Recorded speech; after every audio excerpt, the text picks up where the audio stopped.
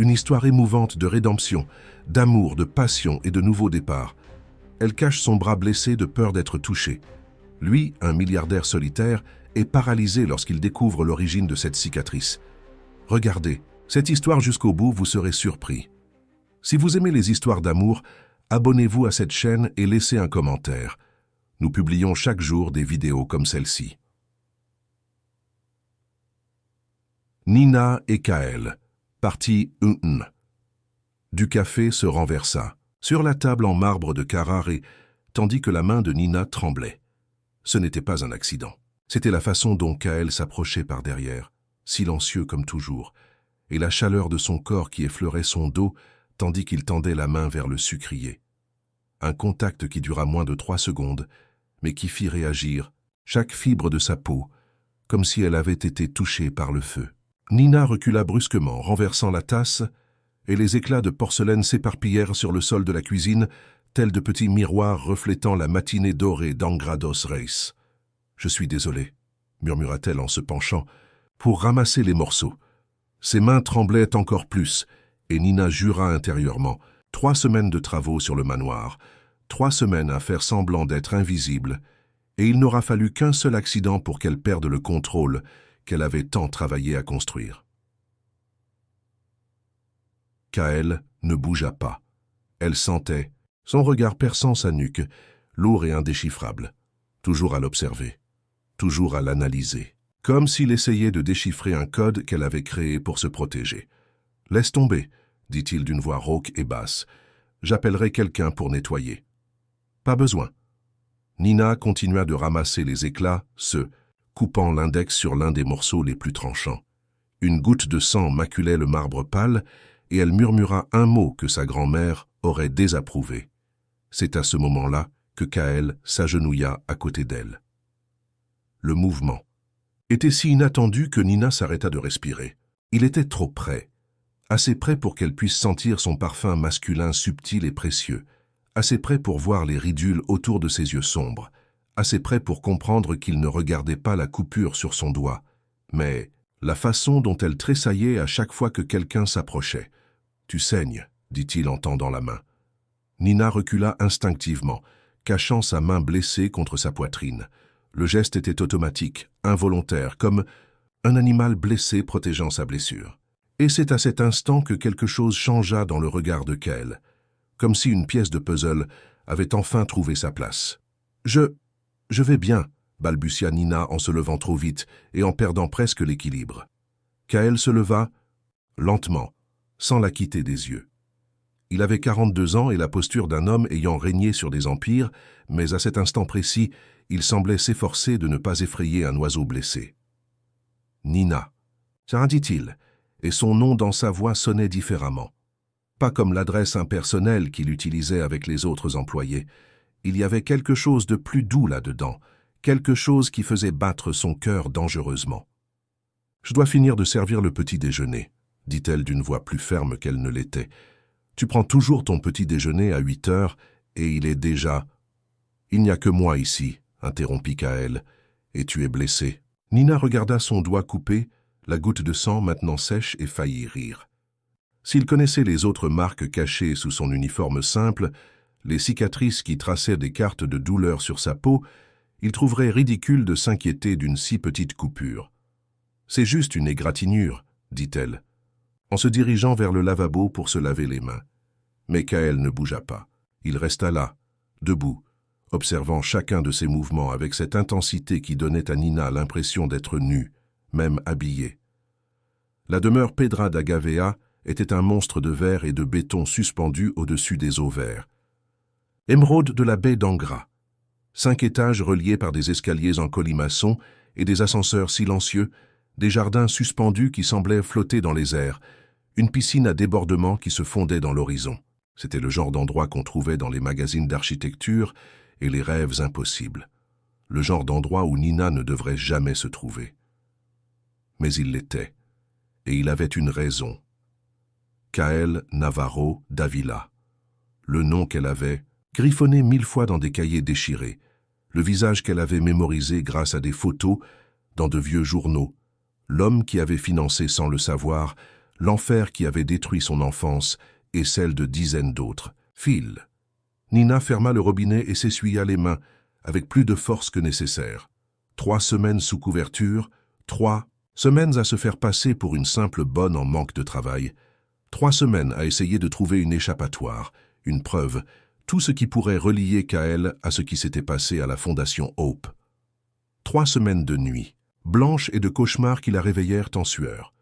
Et en 3 semaines, la seule chose qu'il avait découverte était que Kael Navarro Davila n'était pas le monstre qu'il avait imaginé. C'était pire. C'était humain. Depuis combien de temps fais-tu le ménage? Sa question la prit au dépourvu. Nina se retourna, affichant une expression neutre. Quelques années. Où? Des maisons à Copacabana, Botafogo, quelques appartements. À Ipanema. Les mensonges lui venaient désormais facilement. Elle avait répété l'histoire tant de fois qu'elle y croyait presque. Kael hocha la tête, mais quelque chose dans son regard suggérait de la méfiance, ou de la curiosité. Nina ne savait pas ce qui était le pire. « Et ta famille? Je ne l'ai pas. » Ce n'était pas un mensonge. Un silence s'installa entre eux, lourd comme l'air humide d'un matin de Rio.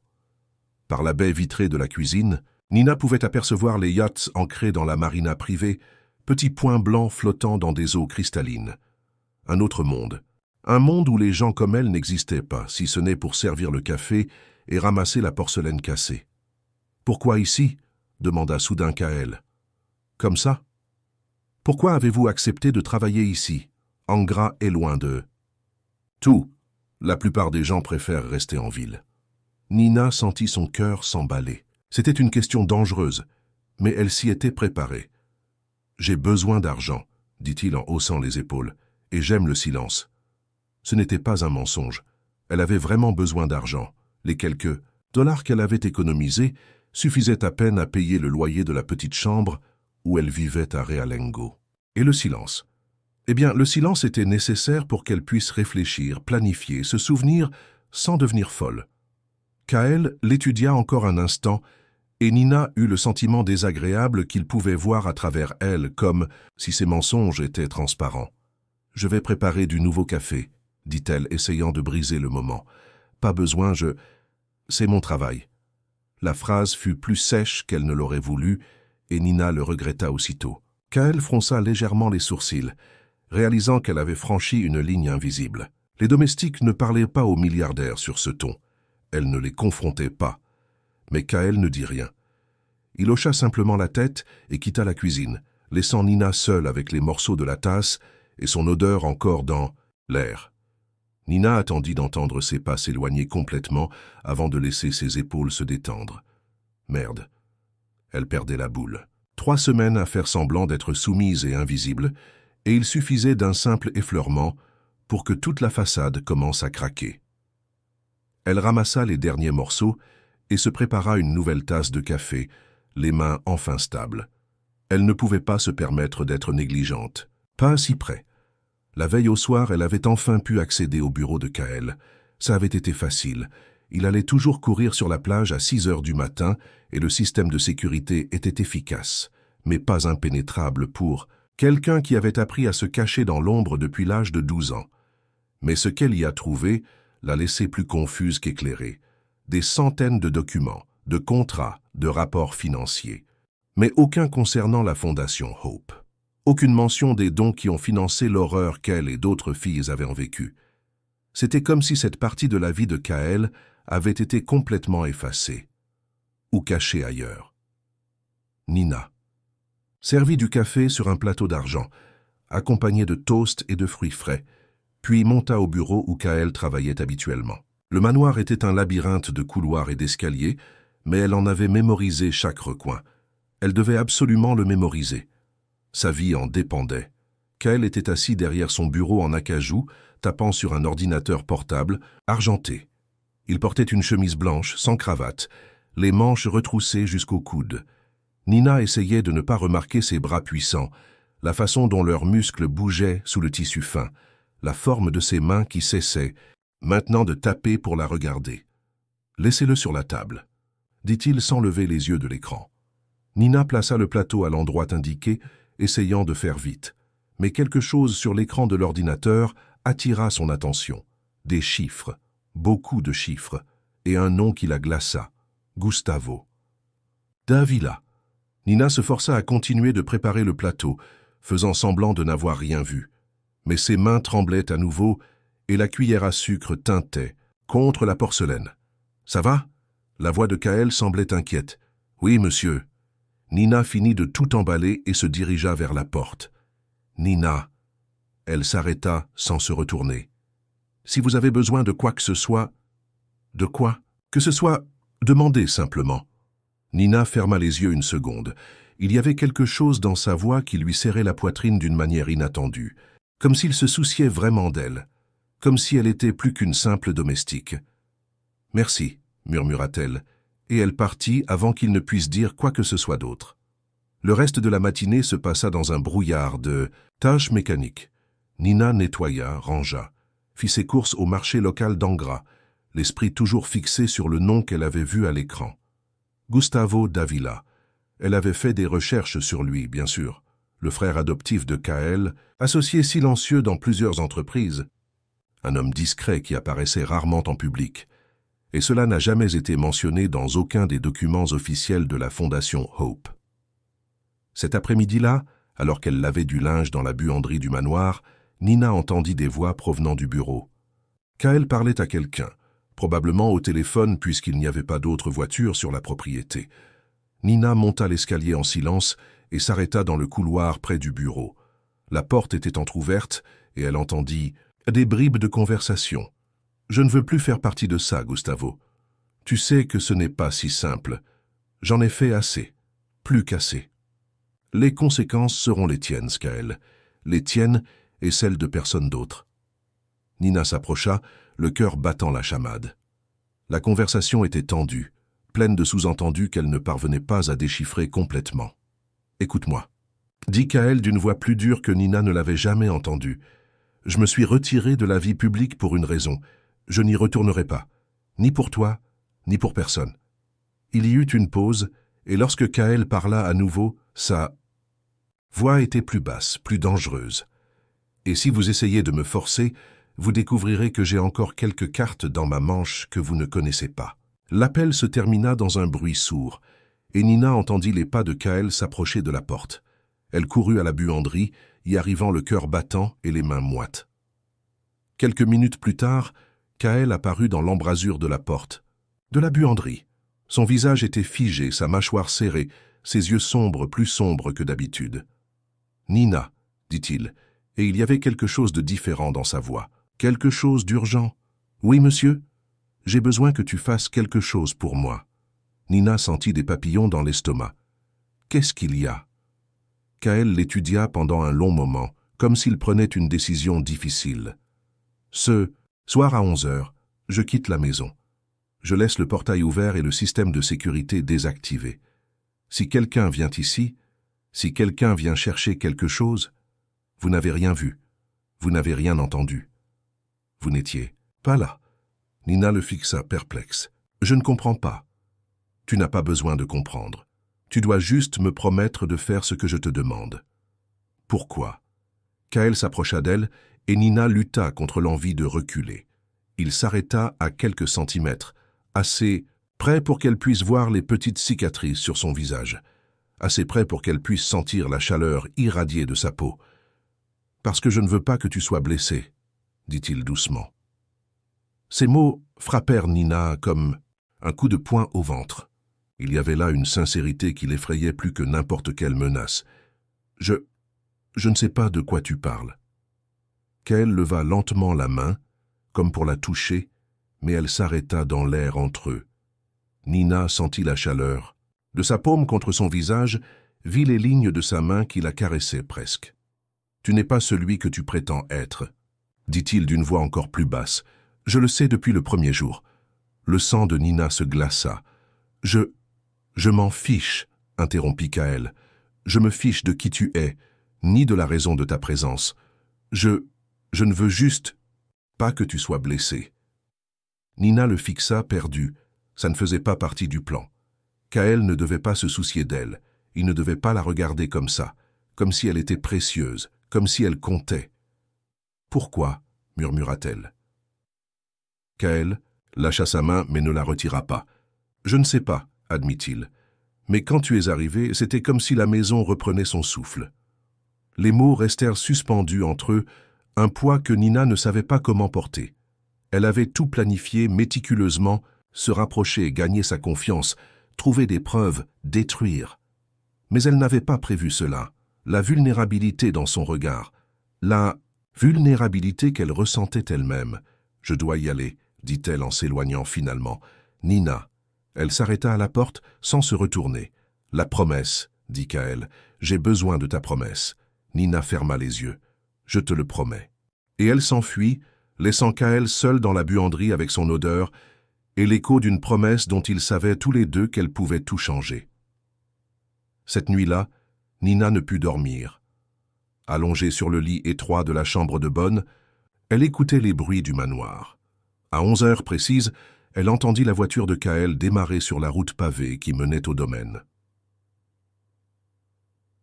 15 minutes plus tard, une autre voiture est arrivée. Nina se leva silencieusement et s'approcha de la fenêtre. C'était une BMW noire aux vitres teintées. Un homme sortit du siège conducteur, grand, d'âge moyen, les cheveux gris soigneusement coupés. Même dans l'obscurité, Nina le reconnut grâce aux photos qu'elle avait étudiées. Gustavo Davila. L'homme entra dans le manoir avec sa propre clé, confirmant qu'il connaissait bien les lieux. Nina attendit quelques minutes avant de quitter la pièce et de le suivre silencieusement dans les couloirs. Gustavo se rendit directement au bureau de Kaël. Nina se cacha dans le couloir, observant par l'entrebâillement de la porte. Il ouvrit le coffre-fort. Nina ignorait même son existence et en sortit plusieurs dossiers de documents. Il passa une demi-heure à photographier les papiers avec un téléphone portable, avec la rapidité et l'efficacité de quelqu'un qui avait déjà fait ça. C'est lorsque Nina a vu le dossier que tout a changé. Fondation Hope, rapport confidentiel 2018-2020. L'air quitta ses poumons comme si elle avait reçu un coup de poing. Elle était là, la preuve qu'elle cherchait. Mais elle était entre les mains du mauvais homme. Gustavo n'était pas seulement complice. Il faisait chanter Kaël avec les preuves. Des crimes eux-mêmes. Nina recula lentement, le cœur battant si fort qu'elle était sûre que Gustavo l'entendait. Elle devait sortir de là. Elle devait réfléchir. Elle devait comprendre ce que cela signifiait. Mais alors qu'elle se retournait pour retourner dans sa chambre, elle heurta une petite table dans le couloir. Un vase en cristal oscillait dangereusement.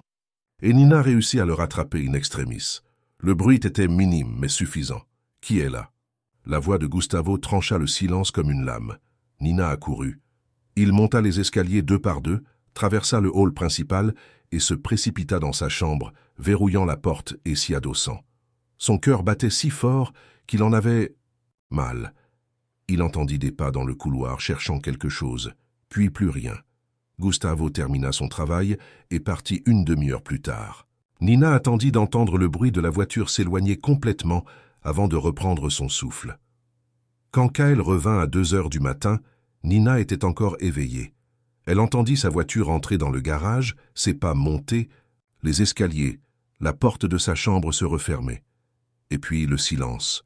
Nina fixait le plafond, les larmes coulant enfin. Elle avait passé 3 ans à préparer sa vengeance contre Kaël Navarro Davila. 3 ans à haïr un homme qui, découvrait-elle, maintenant était peut-être tout aussi victime qu'elle.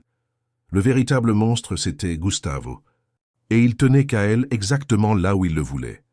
Mais un autre problème se posait désormais. Un problème bien plus grave que la vengeance ou la justice. Nina tombait amoureuse de l'homme qu'elle était venue détruire. Nina et Kaël, partis 2 œufs. La première tempête de l'été arriva 3 jours plus tard, apportant des vents qui fouettaient les vitres du manoir comme des doigts impatients frappant à la porte. Nina était dans la bibliothèque lorsque les lumières commencèrent à vaciller. D'abord un scintillement incertain, puis une obscurité totale qui engloutit toute la maison comme une bouche affamée. Elle aurait dû retourner dans sa chambre. Elle aurait dû attendre que Kaël trouve la solution tout seul, comme toujours. Mais il y avait quelque chose dans l'obscurité totale qui lui rappelait des endroits qu'elle préférait oublier. Des nuits où elle n'avait pour seule compagnie que les ombres et le bruit de sa propre respiration effrayaient. C'est pourquoi il a cherché les bougies. Ses doigts tremblaient lorsqu'elle alluma la première allumette. La brève flamme illuminant les hautes étagères remplies de livres qui lui coûtaient probablement plus cher que ce qu'elle gagnerait en des années. La deuxième allumette s'éteignit avant qu'elle puisse atteindre la mèche de la bougie. La troisième aussi. « Merde !» murmura-t-il, et le mot résonna dans le lourd silence de la bibliothèque. C'est à ce moment-là qu'il a senti sa présence. Kaël se tenait sur le seuil, une lanterne à la main qui projetait un cercle doré autour de ses pieds. Nina n'avait pas entendu ses pas.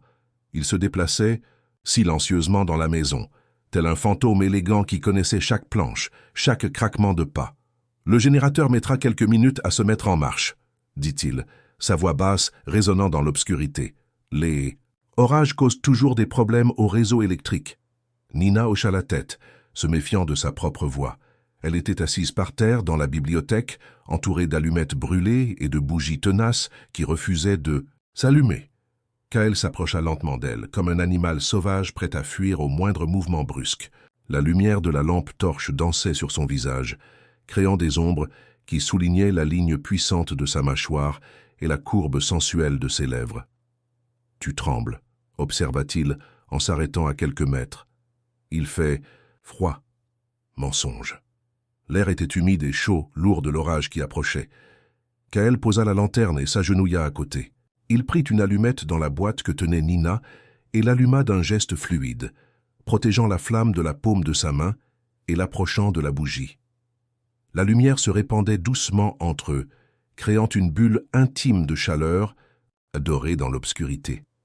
Nina voyait désormais chaque détail de son visage, les ridules autour de ses yeux, la petite cicatrice sur son menton, l'intensité de son regard qui semblait capable de lire chacun de ses secrets. « Mieux ?» demanda-t-il. Nina hocha la tête, mais elle mentait encore. Elle n'allait pas mieux. Elle était pire, car maintenant, elle voyait l'inquiétude sincère dans ses yeux, sentait la chaleur irradiée de son corps, sentait qu'il prenait soin de ne pas l'effrayer. Et c'était dangereux. Plus dangereux que n'importe quelle obscurité. « Pourquoi es-tu dans la bibliothèque ?» demanda Kaël en allumant d'autres bougies jusqu'à ce que la pièce soit baignée d'une lumière dorée, vacillante. « J'étais en train d'organiser, » dit Nina en désignant vaguement les étagères. « À 11 heures du soir ?»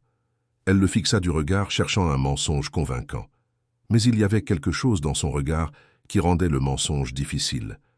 Comme s'il savait déjà qu'elle cachait quelque chose, mais s'en fichait. « Je n'arrive pas à dormir quand il y a de l'orage, » finit-elle par admettre. Ce n'était qu'à moitié vrai. Nina n'arrivait vraiment pas à dormir quand il pleuvait, mais pas pour les raisons que Kaël aurait pu deviner. Pourquoi? La question lui vint si naturellement que Nina faillit répondre avant même de réaliser ce qu'elle faisait.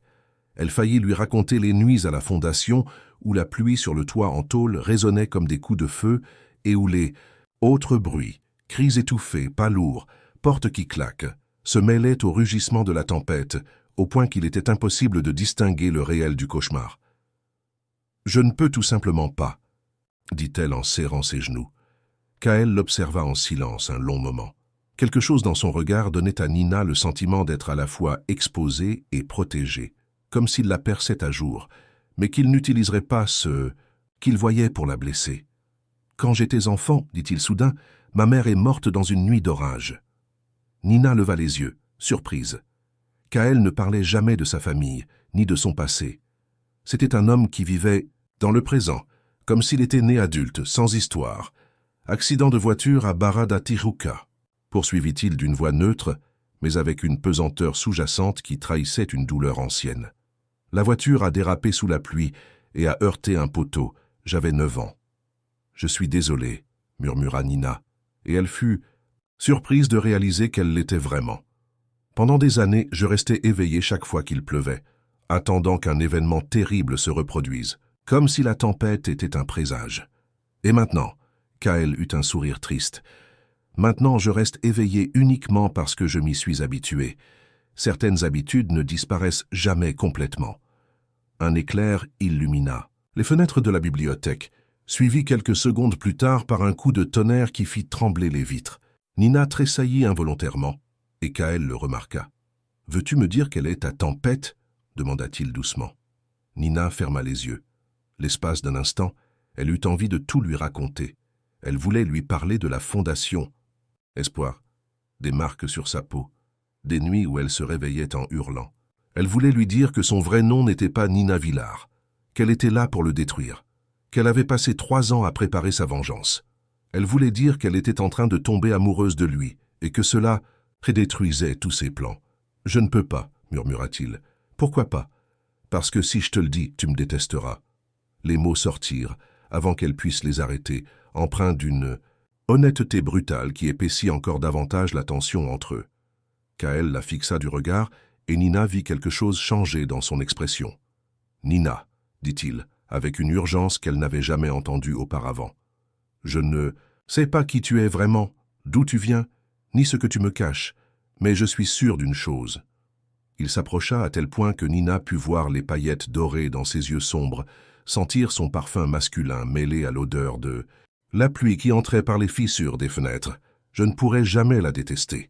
Ces mots frappèrent Nina comme un éclair, la laissant abasourdie. Il y avait là une sincérité qui la blessait, une tendresse qu'elle ne savait comment accueillir.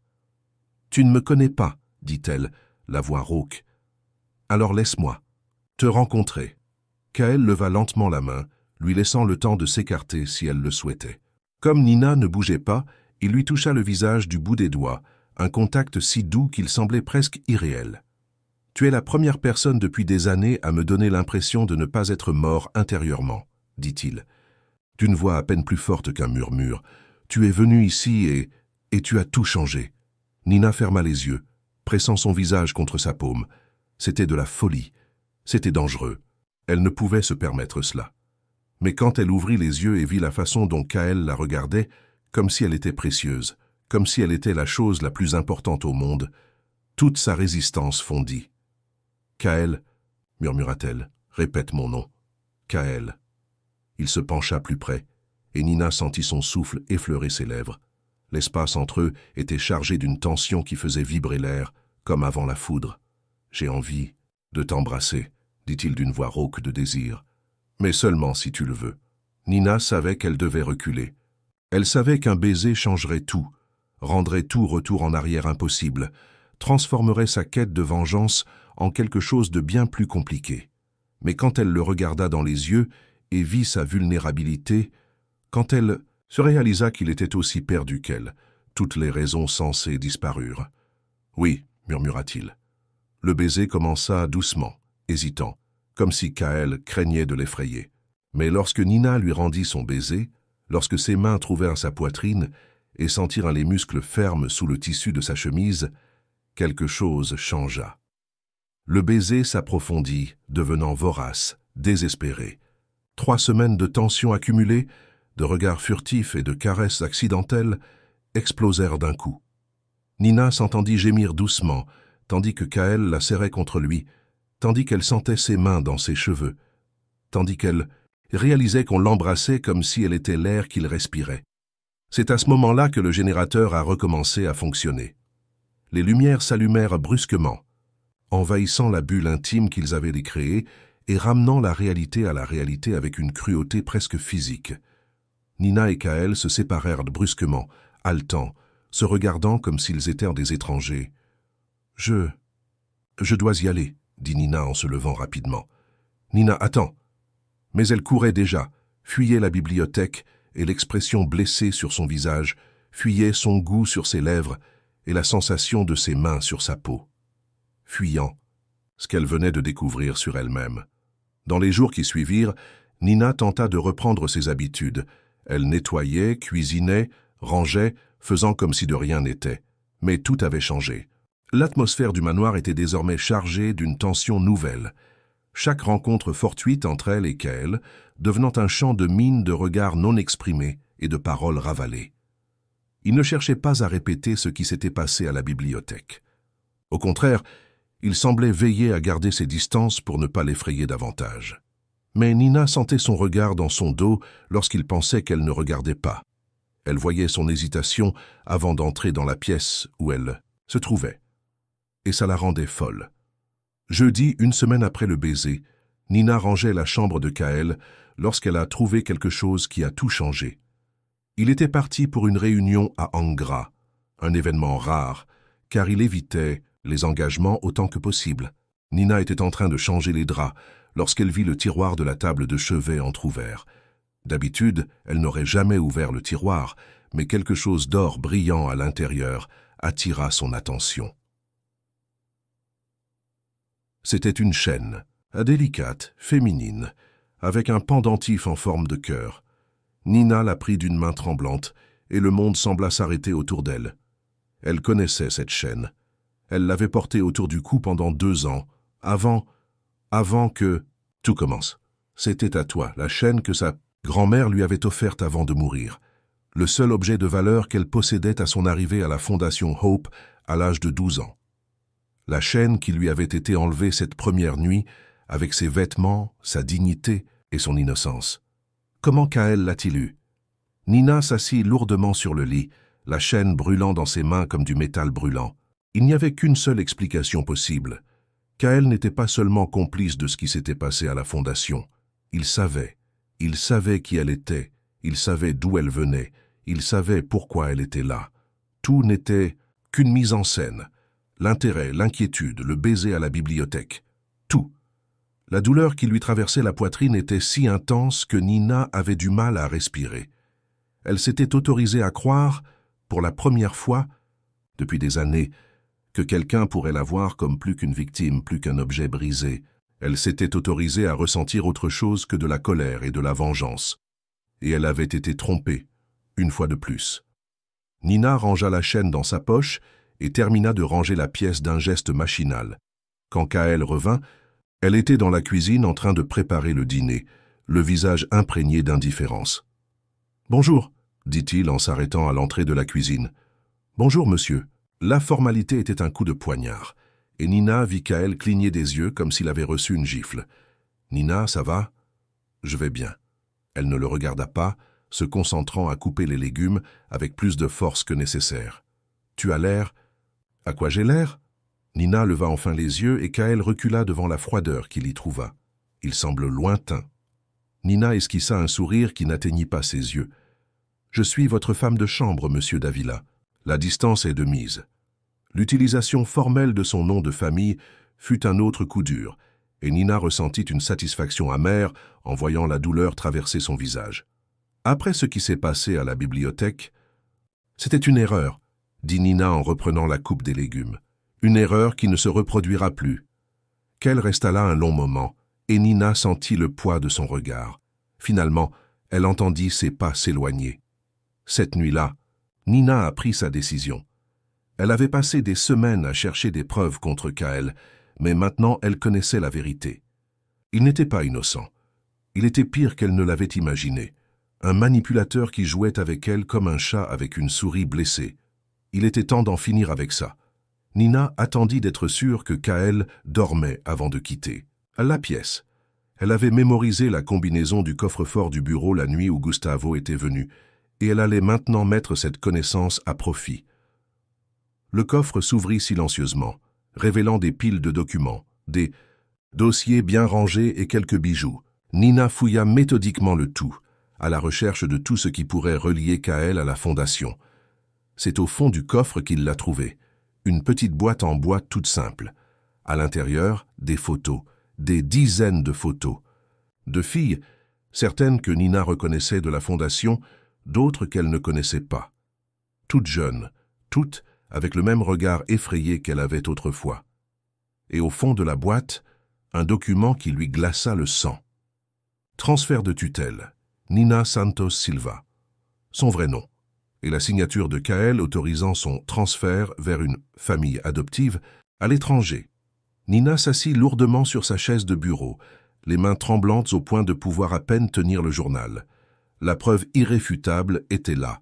Kaël n'avait pas seulement financé la Fondation, il avait activement participé au trafic de filles. Il l'avait vendue.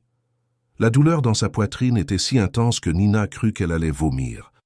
Tous les doutes qu'elle avait commencé à entretenir, tous les sentiments confus qu'elle avait développés pour lui, tout cela disparut dans une vague de rage pure. Kaël Navarro Davila avait acheté et vendu des enfants comme du bétail. Et elle était tombée amoureuse de lui. Nina prit des photos de tous les documents avec son téléphone portable, remit le tout dans le coffre et retourna dans sa chambre. Mais elle ne dormit pas. Elle resta assise sur le lit jusqu'à l'aube, à planifier. Le lendemain matin, Kaël était différent. Il y avait quelque chose d'inquiétant dans ses mouvements, quelque chose d'urgent dans son regard. Nina fit semblant d'être normale, servit le petit déjeuner et attendit. « Nina ?» dit-il enfin, tandis qu'elle débarrassait la table. « J'ai besoin de te parler. »« Oui, monsieur ?»« Pas ici, dehors, sur le balcon. » Nina le suivit jusqu'au balcon qui surplombait la mer, le cœur battant la chamade. Était-ce la fin? Allait-il enfin révéler qui il était vraiment? « Je sais que tu agis bizarrement. » Commença Kaël en s'appuyant contre la balustrade de marbre. « Et je sais pourquoi. » Nina attendait, immobile. « Tu as trouvé la chaîne, » dit-il en se tournant vers elle. « Dans ma chambre. » Nina ne répondit pas, mais l'expression de son visage était une réponse suffisante. « Je peux t'expliquer, » dit Kaël d'une voix pressante. « Ce n'est pas ce que tu crois. » Et moi, à quoi je pense? La voix de Nina était glaciale. Que je savais qui tu étais depuis le début, que je t'avais amené ici exprès. Kaël se passa une main dans les cheveux, frustré. « Mais ce n'est pas vrai. Je n'ai découvert qui tu étais vraiment qu'il y a 3 jours. » Menteur. Le mot sortit comme une gifle, et Kaël recula comme s'il avait été physiquement frappé. « Nina. »« Je ne m'appelle pas Nina, » dit-elle d'une voix plus forte. « Je m'appelle Anna. Anna Santos Silva. Et tu le sais très bien. » Kaël pâlit. « Anna, » répéta-t-il comme pour tester le nom sur sa langue. « Mon Dieu. Tu te souviens maintenant, » rit Nina, Anna, mais c'était un rire dénué d'humour. « Tu te souviens de la fillette de 12 ans que tu as vendue à une famille en Europe, celle qui n'est jamais arrivée à destination parce qu'elle était... »« Arrête, » dit Kaël d'une voix rauque, « s'il te plaît, parce qu'elle a été violée, torturée, marquée au fer rouge avant de réussir à s'échapper ?» poursuivit Anna, implacable, celle qui a passé des années dans la rue avant de découvrir qui avait signé les papiers autorisant sa vente. Kaël était maintenant blanc comme un linge, appuyé contre la balustrade comme s'il allait s'évanouir. « Je ne savais pas, » murmura-t-il. « Anna, je jure sur tout ce qui est sacré que je ne savais pas. »« Menteuse !» hurla Anna, et si sortissait. Des années de colère refoulée explosèrent d'un coup. « Tu le savais, tout le monde le savait. C'était un accord commercial, une transaction, et toi... »« Je ne sais pas !» hurla Kaël, le désespoir perlant dans sa voix. « Gustavo m'a dit que c'était une adoption. Il a dit qu'on aidait des enfants orphelins à trouver une famille. J'ai signé les papiers parce que je lui faisais confiance. » Anna arrêta de crier, plus choquée par l'intensité de sa réaction que par les mots eux-mêmes. « Gustavo m'a présenté des dizaines de dossiers au fil des ans. » Et continua Kaël, la voix brisée. « Des enfants qui avaient besoin d'un foyer. J'ai financé les adoptions par l'intermédiaire de la fondation, mais je n'ai jamais vu les enfants. Je n'ai jamais su leur nom.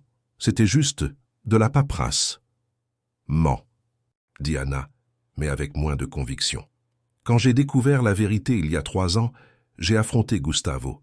C'est à ce moment-là que j'ai quitté la vie publique, que j'ai tout abandonné. Je ne pouvais pas vivre en sachant que j'avais financé... » Kaël se tourna vers la mer, les épaules tremblantes. Mais c'était trop tard. Le mal était déjà fait. Anna le fixa, perplexe. Il y avait quelque chose dans sa voix, dans la façon dont son corps tout entier semblait s'effondrer, qui ne ressemblait pas à une comédie. « La chaîne, » dit-elle. « Comment l'as-tu eue » Kaël ferma les yeux. « Gustavo me l'a apporté. Il a dit qu'il appartenait à l'une des filles mortes pendant le processus. Il m'a dit de le garder pour me rappeler ce que ma naïveté m'avait coûté. Et tu l'as sauvé ? Je l'ai gardé parce que je me déteste chaque jour d'être si aveugle, si stupide. » Kaël se tourna vers elle, les yeux brillants de larmes retenues. « Et maintenant j'apprends que la fille à qui appartenait cette chaîne était en vie. Elle était ici, chez moi, et je... » Il n'a pas terminé sa phrase, mais Anna a compris. « Et je suis tombé amoureux d'elle. » Un silence s'installa entre eux, lourd comme l'air avant une tempête. Anna essaya d'assimiler tout ce qu'elle avait entendu, de distinguer la vérité du mensonge, la réalité de l'espoir désespéré. « Prouve-le, » dit-elle finalement. « Comme ? Si Gustavo est vraiment responsable, prouvez-le. Montrez-moi des preuves. Kaël la fixa pendant un long moment, et Anna vit le moment exact où il prit une décision. « Ce soir, dit-il, Gustavo, viens ici pour notre réunion mensuelle. Tu pourras te cacher et tout entendre. Pourquoi ferais-tu ça? Pourquoi m'aiderais-tu à découvrir la vérité si cela risquait de te détruire aussi ?» Kaël s'approcha d'elle lentement, comme il l'avait fait à la bibliothèque, mais cette fois, il n'hésita pas. « Parce que je t'aime, dit-il simplement, et parce que tu mérites justice. » Les mots frappèrent Anna comme un éclair, la coupant le souffle. Elle n'était pas préparée à ça, pas après avoir passé la nuit entière à le détester. « Kaël, je t'aime, » répéta-t-il plus près maintenant. « Peu importe. Qui tu es, d'où tu viens ou ce que tu fais ici. Je t'aime et je t'aiderai à obtenir ce dont tu as besoin. » Anna le regarda dans les yeux et y vit la vérité, l'amour et une douleur qui reflétait la sienne. Et pendant un moment terrible et merveilleux, il s'est permis de croire. Nina et Kaël. Partie 3. À 20 heures, Anna se cachait dans le placard du salon adjacent au bureau de Kaël.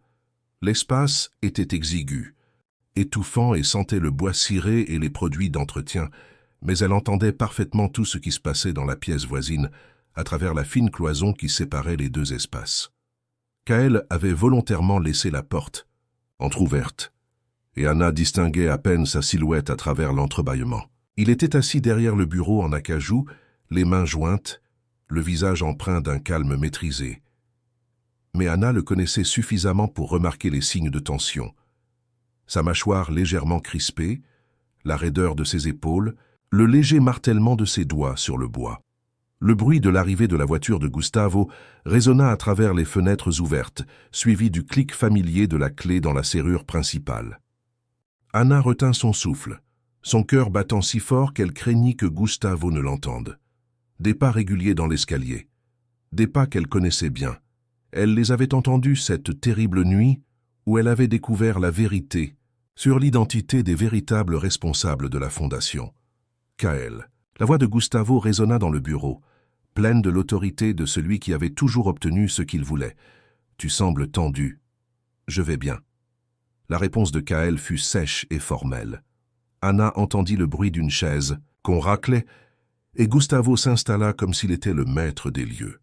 À 53 ans, Gustavo Davila était un homme qui imposait le respect par la peur, quelqu'un qui avait fait de la manipulation un art. « Ta nouvelle femme de chambre est intéressante, » dit Gustavo d'un ton désinvolte, et Anna sentit son sang se glacer. « Jolie, discrète, juste le genre qui attirait ton regard. »« De quoi parles-tu » La voix de Kaël était maîtrisée, mais Anna percevait la tension sous-jacente. « Nina Villar. Mais je doute que ce soit son vrai nom. » Gustavo ricana doucement, sans humour.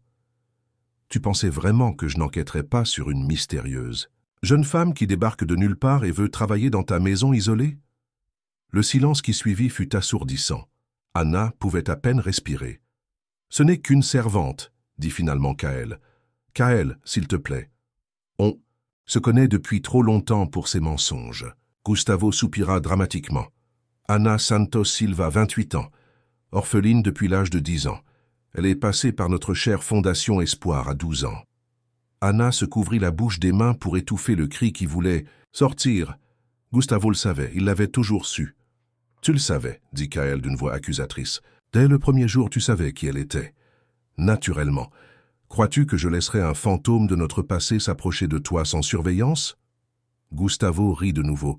« La question est, pourquoi ne m'as-tu pas dit que tu la reconnaissais ?»« Parce que je ne l'ai pas reconnue, » admit Kaël à voix basse.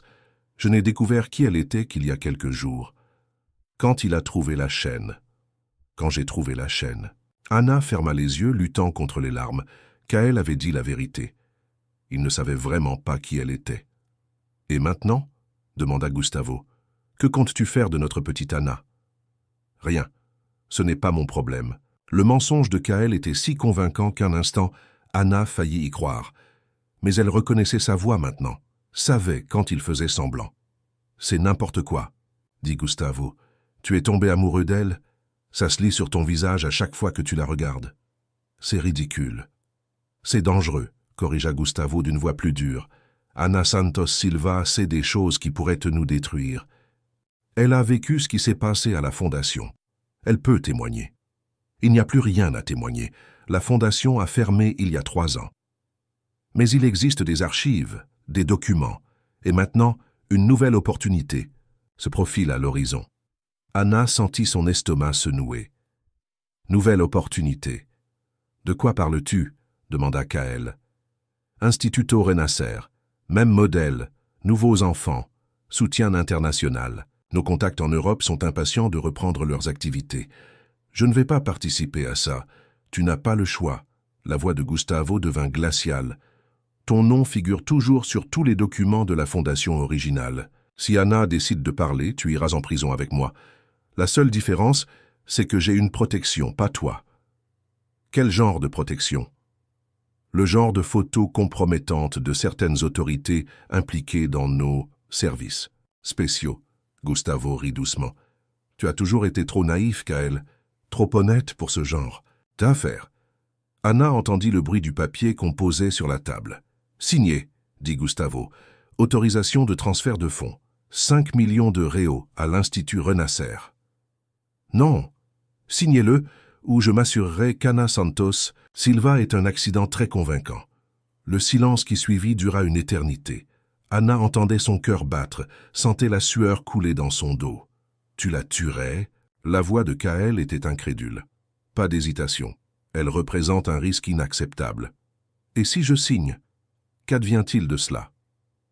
Si tu signes et que tu continues à être un bon garçon, peut-être que je lui permettrai de continuer à vivre sa petite vie sans intérêt.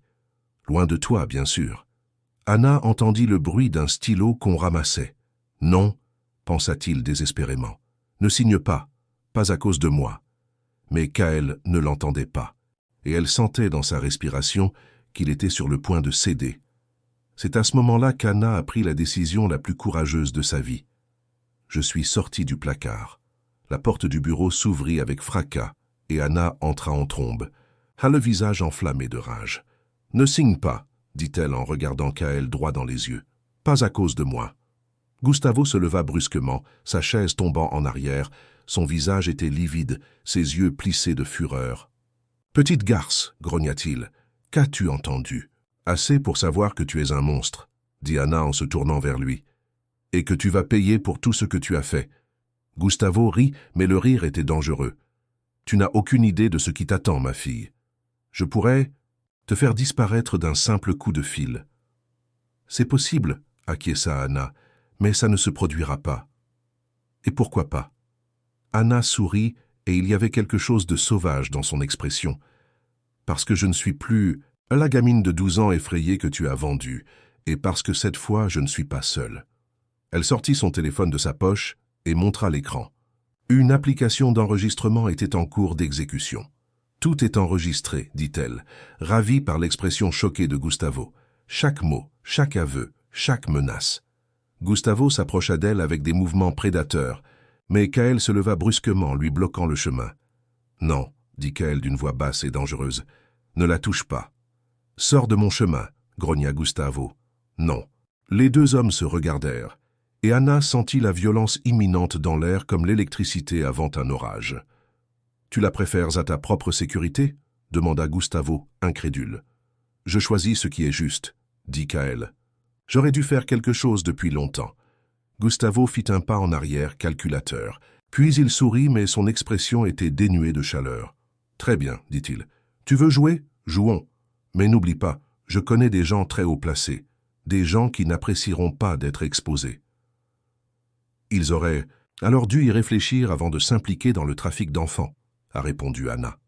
Gustavo l'étudia pendant un long moment, et Ana vit le moment exact où il changea de stratégie. « Tu sais, » dit-il d'une voix soudain douce, « tu es devenue une très belle femme, Ana, bien différente de la petite fille sordide que je connaissais. » Ana sentit la nausée lui monter à la gorge, mais ne le montra pas.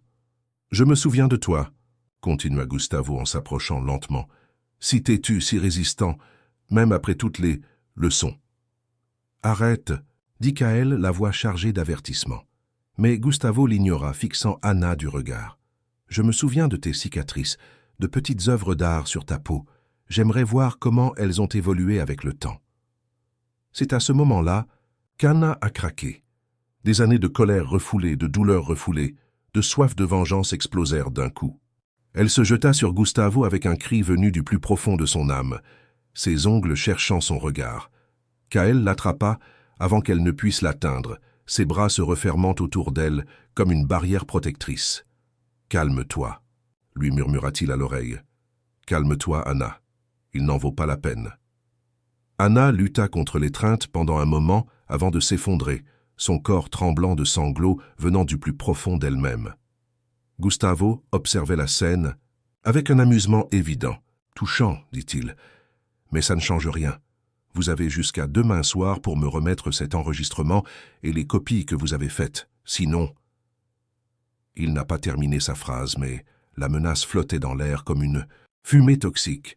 « Sors de ma maison !» dit Kaël d'une voix basse et mortelle. Gustavo sourit, attrapa son manteau et se dirigea vers la porte. Il s'arrêta sur le seuil et se retourna. « Oh, et Kaël, la prochaine fois que ta petite amie voudra jouer les espionnes, vous devriez peut-être vérifier s'il y a des caméras de sécurité dans le couloir. » Il partit en riant, laissant Anna et Kaël seuls dans le bureau, enveloppés dans un silence lourd comme du plomb. Anna tremblait encore dans les bras de Kaël, le visage baigné de larmes qu'elle ne se souvenait pas avoir versées. Il la tenait comme si elle était aussi fragile que du cristal, ses mains effectuant de doux mouvements dans son dos. « C'est fini » murmura-t-il. « Il est parti. »« Pour l'instant » dit Anna, sa voix étouffée contre sa poitrine. « Anna, regarde-moi. » Elle leva le visage et Kaël essuya ses larmes avec ses pouces. « On va trouver une solution, dit-il. Ensemble. »« Comment ? Tu as entendu ce qu'il a dit. Il a une protection, des contacts, du pouvoir. Et nous avons la vérité. » Anna faillit rire, mais il n'y avait aucune trace d'humour à ce moment-là.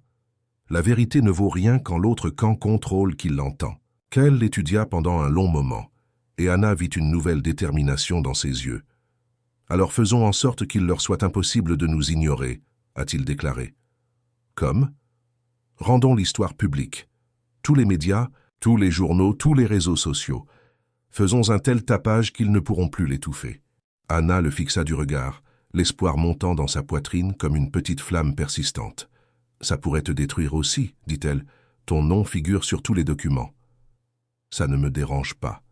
Kaël, je m'en fiche, » répéta-t-il, les mains encadrant son visage. « S'il faut aller en prison pour te libérer, je le ferai. » Ces mots frappèrent Anna comme un éclair, la coupant le souffle. Il y avait là une sincérité qui perça toutes ses défenses, une dévotion qu'elle ne savait comment recevoir.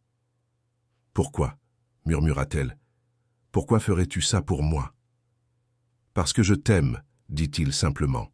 « Parce que tu mérites justice. Et parce que passer le reste de ma vie à savoir que je n'ai rien fait pour te protéger serait un enfer bien pire que n'importe quelle prison. » Anna le fixait, perdue. Pendant des années, elle avait rêvé de vengeance, de justice, du jour, où elle ferait payer les responsables. Mais elle n'avait jamais rêvé de cela, de quelqu'un qui serait prêt à tout sacrifier pour elle. « Je ne sais pas comment faire ça, » a-t-elle admis. « Faire quoi ? Laisse quelqu'un m'aimer. » Kaël sourit et c'était une expression si tendre que son cœur s'emballa. « Tu n'as pas besoin de savoir, » dit-il. « Tu dois juste laisser faire. » Anna l'étudia, son visage fort, marqué par l'inquiétude et la détermination, ses yeux sombres, qui la regardaient comme si elle était la chose la plus précieuse au monde, ses mains qui la touchaient comme si elle allait se briser. Et il a pris une décision. Elle se mit sur la pointe des pieds et l'embrassa. Le baiser était différent de celui de la bibliothèque. Il n'y avait plus d'hésitation, plus de doute, ni de crainte. C'était un baiser d'abandon, d'acceptation, celui de deux âmes blessées, trouvant du réconfort l'une dans l'autre. Kaël répondit avec une passion qui donna à Anna un sentiment de vie qu'elle n'avait plus ressenti depuis des années. Ses mains se perdirent dans ses cheveux, son corps se pressa contre le sien, et Anna sentit son désir mêlé de tendresse et de quelque chose de plus profond qui l'effrayait et l'excitait à la fois.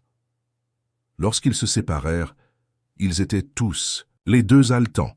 « Anna » dit Kaël, la voix rauque. « Je sais » murmura-t-elle. « Moi aussi. Il n'avait pas besoin de prononcer ces mots. L'amour était là, palpable entre eux, comme une présence physique.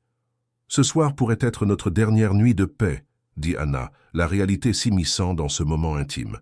« Alors profitons-en, » dit Kaël. Il la souleva sans prévenir, et Anna rit, le premier rire sincère et joyeux qu'elle produisait depuis des années. Kaël la porta à l'étage, dans sa chambre, et Anna enfouit son visage dans son cou, respirant l'odeur devenue synonyme de sécurité. La pièce était baignée d'une douce lumière lunaire qui entrait par les fenêtres ouvertes, créant des motifs argentés sur le parquet. Kaël la déposa lentement, ses mains ne la quittant jamais. « Tu es sûr ?» demanda-t-il, ses yeux cherchant les siens dans la faible lumière. « J'en suis sûr, » dit Anna, et c'était vrai. Pour la première fois en 16 ans, elle était certaine de quelque chose. Kaël l'embrassa sur le front, les paupières, les joues, comme s'il mémorisait chaque centimètre carré. Anna ferma les yeux et s'autorisa à ressentir, vraiment ressentir, sans peur, sans honte, sans l'armure qu'elle s'était construite pour se protéger. Les mains de Kaël trouvèrent le bouton du haut de son chemisier, et il s'arrêta. « Anna, dit-il d'une voix douce, les cicatrices, tu n'es pas obligée de me les montrer si tu ne veux pas. » Anna ouvrit les yeux. Il y avait de la compréhension, du respect, de l'amour qui ne dépendait pas de la perfection. « Physique. Je le veux, » dit-elle, se surprenant elle-même par son courage. « Je veux que tu me vois, tout entière. » Ce qui se passa ensuite dépassa tout ce qu'Anna aurait pu imaginer. Kaël la toucha comme si elle était sacrée, embrassa, chaque cicatrice comme s'il pouvait la guérir avec tendresse, murmura des mots d'amour contre sa peau comme des prières. Et pour la première fois depuis ses 12 ans, Anna se sentait belle. Ils firent l'amour lentement, intensément, comme s'ils avaient tout leur temps. Kaël montra à Anna que son corps pouvait être source de plaisir, pas seulement de douleur. Et Anna montra à Kaël qu'il pouvait être vulnérable sans être faible. Ensuite, allongés dans les bras l'un de l'autre, Anna traça des cercles paresseux sur la poitrine de Kaël du bout des doigts. « Kaël, dit-elle, demain, quand ? Tout cela commencera, ça pourrait mal tourner. Je sais. Gustavo n'abandonnera pas facilement, il va se battre avec acharnement. Je sais. » Anna s'appuya sur son coude pour le regarder. « Tu pourrais tout perdre. Argent, réputation, liberté. » Kaël tendit la main et lui toucha le visage. « Et je peux gagner quelque chose qui vaut plus que tout ça. »« Quoi ? Toi, libre, vis la vie que tu mérites. » Anna sentit à nouveau des larmes lui brûler les yeux, mais c'étaient des larmes différentes cette fois. Des larmes de gratitude, d'amour, d'espoir. « Je t'aime, » dit-elle, les mots sortant avant qu'elle ne puisse les arrêter. Kaël sourit, et Anna réalisa que c'était la première fois qu'elle le voyait sourire sincèrement. Pas un sourire poli ou contrôlé, mais un pur bonheur. « Je t'aime aussi, » dit-il, « et nous réussirons. Nous détruirons Gustavo et tous ceux qui lui ressemblent. Et alors nous vivrons. » Anna se blottit contre sa poitrine, écoutant les battements forts et réguliers de son cœur. Pour la première fois depuis des années, l'avenir ne semblait plus une menace. Cela ressemblait à une promesse. Mais alors qu'ils dormaient, enlacés, dans l'obscurité, aucun d'eux ne savait que Gustavo avait déjà mis son plan à exécution, et que le matin apporterait une surprise qui mettrait à l'épreuve non seulement leur amour, mais aussi leur survie même. Nina et Kaël, finale. De la 4e partie. Anna se réveilla au son des sirènes qui fendèrent le silence matinal, telles des lames acérées. L'espace d'un instant, confuse, encore enveloppée dans la chaleur des bras de Kaël et dans le souvenir de la nuit précédente, elle crut que ce n'était peut-être qu'un cauchemar. Mais les sirènes devinrent plus fortes, plus proches, jusqu'à devenir impossibles à ignorer. Kaël était déjà assis sur le lit, son corps tendu comme une corde sur le point de se casser, regardant par la fenêtre qui donnait sur l'entrée de la propriété. « La police !» dit-il, la voix rauque de sommeil et d'appréhension. 3 voitures de patrouille. Anna se leva rapidement, tirant le drap pour la couvrir. Son cœur battait si fort qu'il lui faisait mal.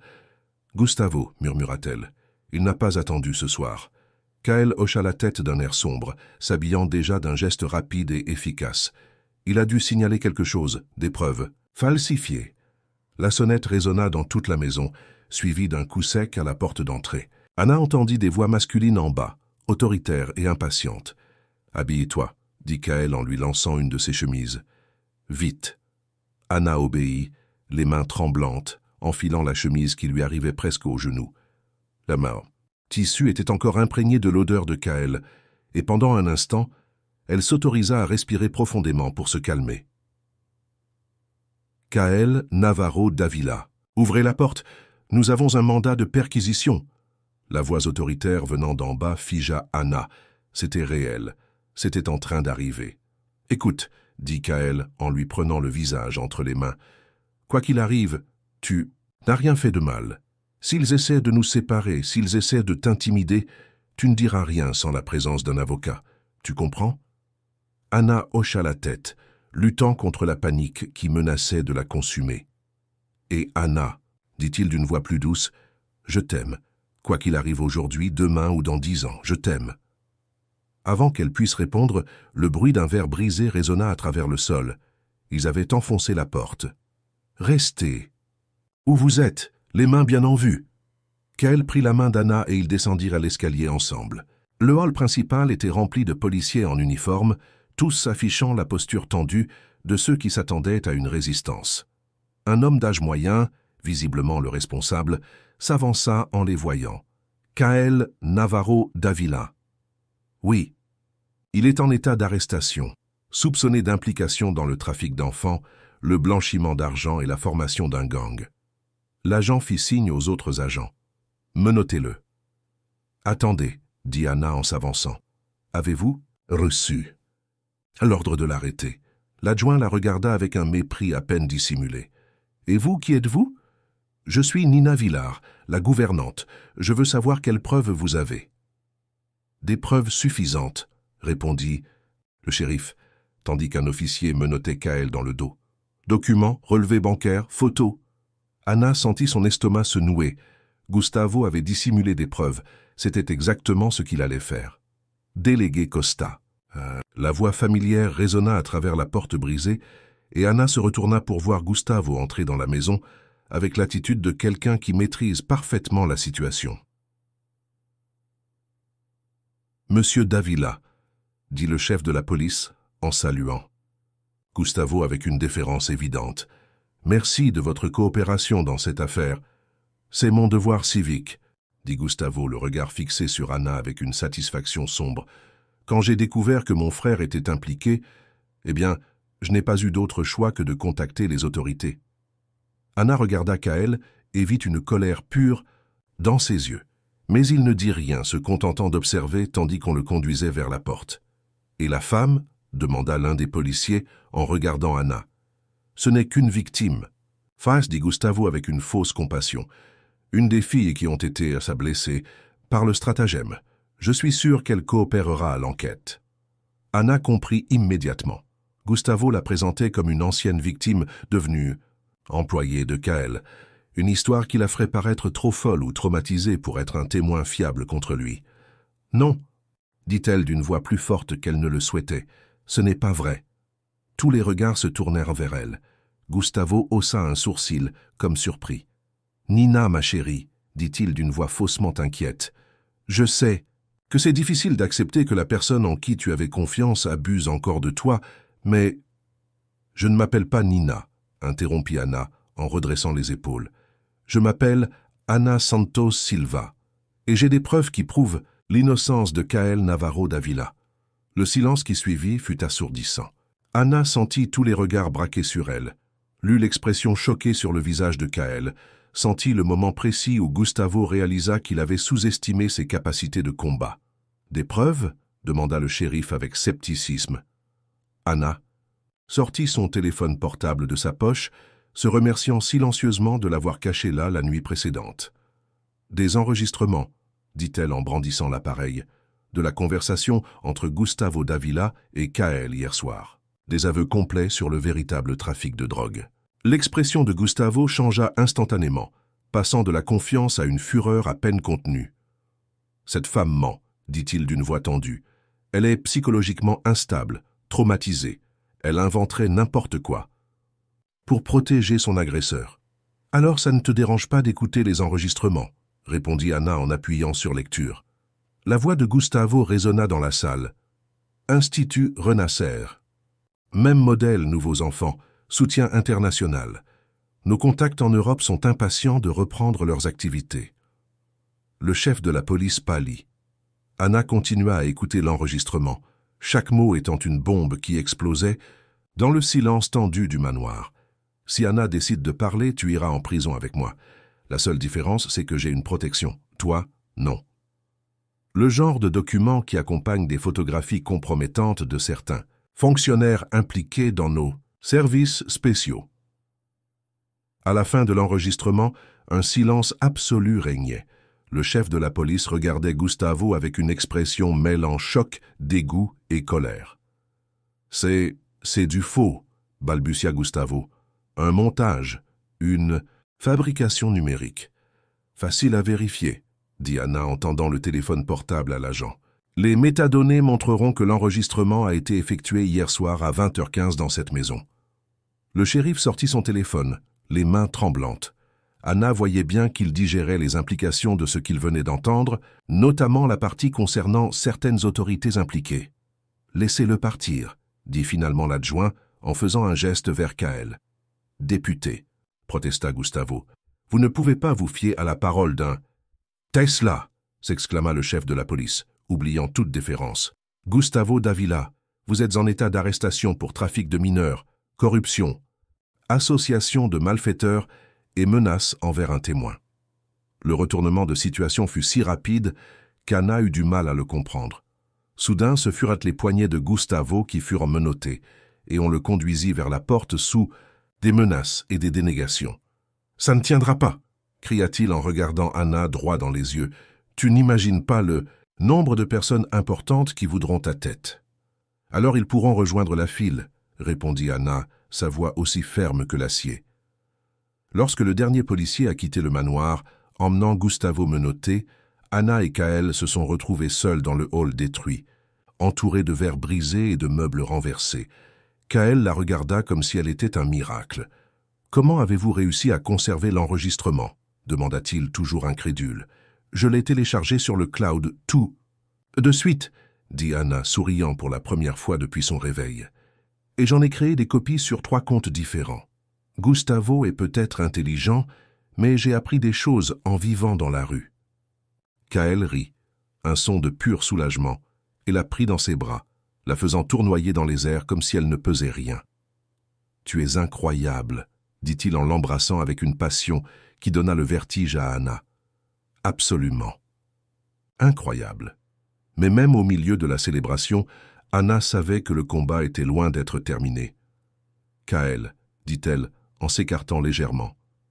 Gustavo ne mentait pas sur sa protection. Des gens puissants sont impliqués dans cette affaire.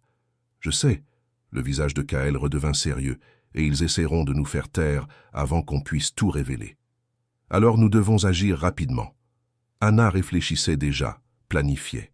Elle avait appris sur le tas que lorsqu'on a un avantage, il ne faut pas le gâcher. « Connaissez-vous des journalistes ?» demanda-t-elle. « Des gens en qui vous avez confiance ?»« Certains. Pourquoi ?»« Parce que nous allons faire exactement ce que vous avez dit hier.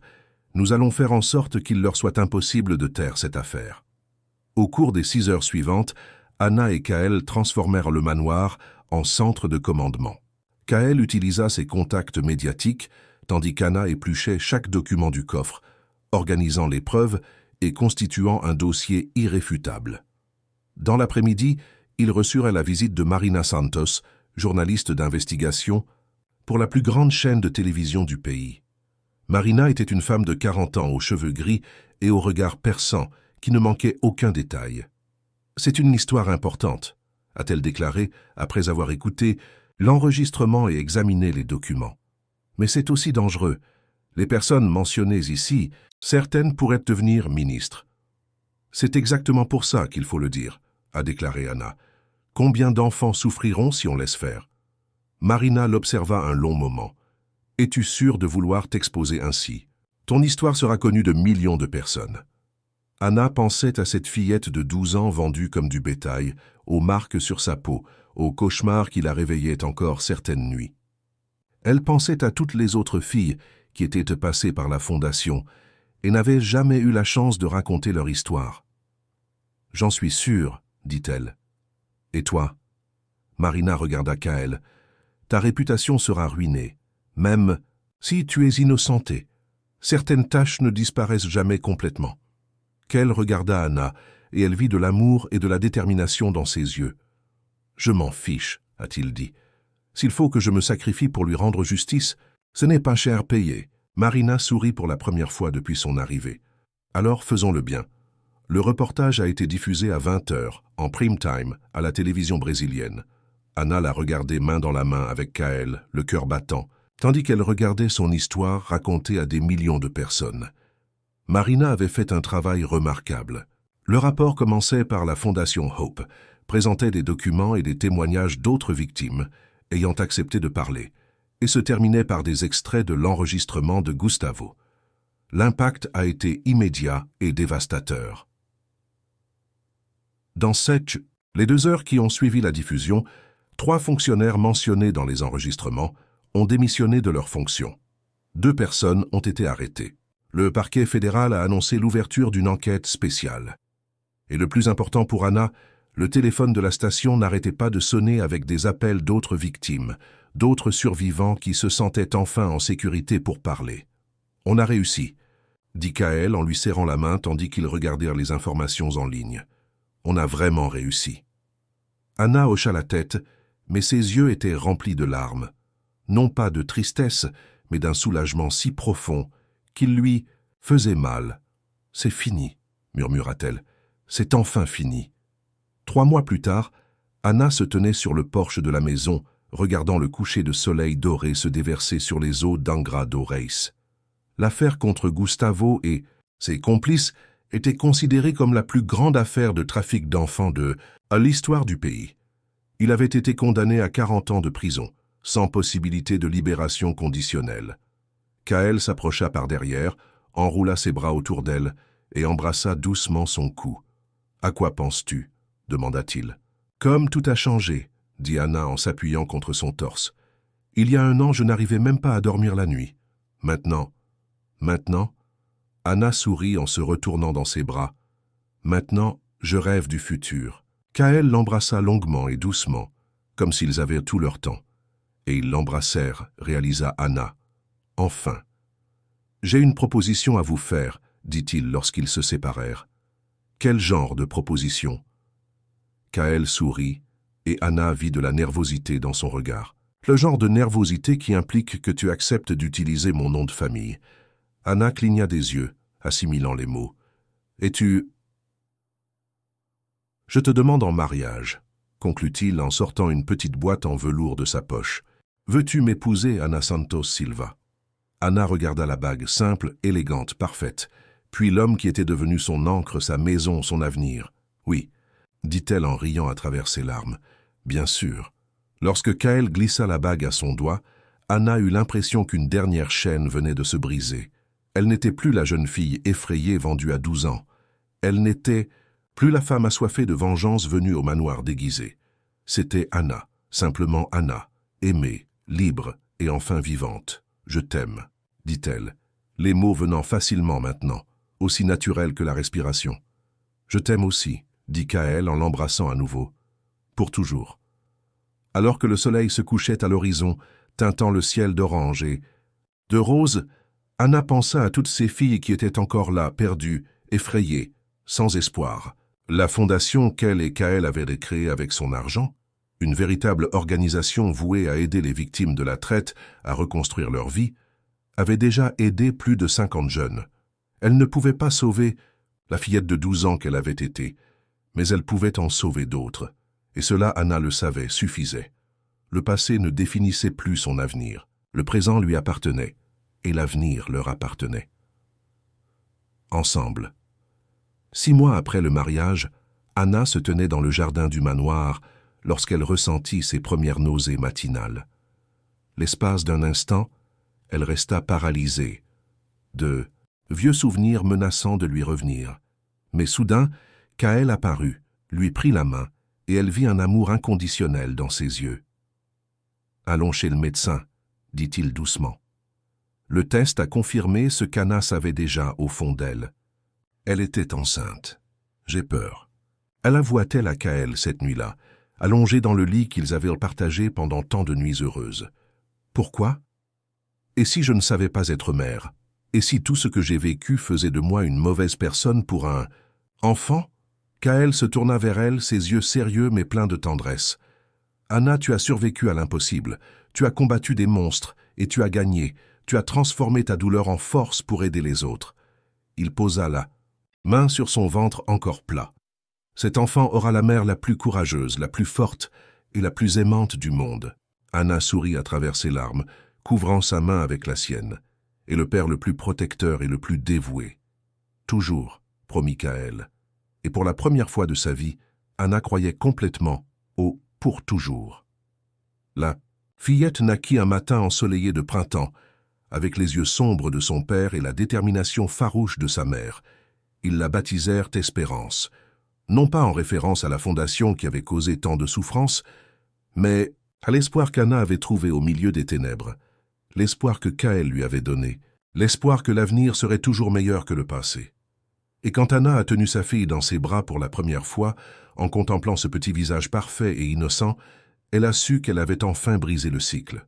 Hope ne connaîtrait plus jamais la peur, ne se sentirait plus seule, ne douterait plus jamais d'être aimée inconditionnellement. « Salut, mon amour », murmura Anna en embrassant le front du bébé. « Bienvenue au monde. Un monde où tu seras libre d'être exactement qui tu veux être. » Kaël se pencha pour embrasser sa femme et sa fille, ses yeux brillants de larmes de pur bonheur. « Notre famille, » dit-il, étonné. « Notre famille, » a convenu Anna. Et dehors, le soleil brillait sur Angrado Reis, promettant des jours meilleurs à tous ceux qui étaient assez courageux pour croire au véritable amour.